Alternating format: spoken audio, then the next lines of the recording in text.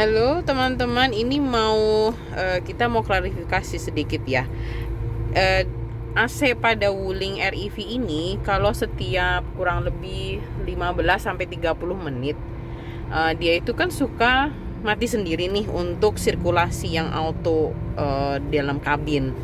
Nah, waktu video sebelumnya saya pernah info kalau kita misalkan dia dalam kondisi mati, kita lagi di jalan seperti ini, kita akan menyalakan lagi sirkulasinya ini.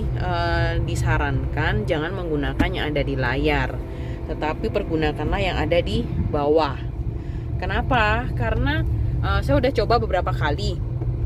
Jadi apabila kita menggunakan ketika dia mati, kita pencetnya menggunakan layar, itu baunya asap itu tidak hilang-hilang. Dan dia berulang dan terus-terusan sampai kita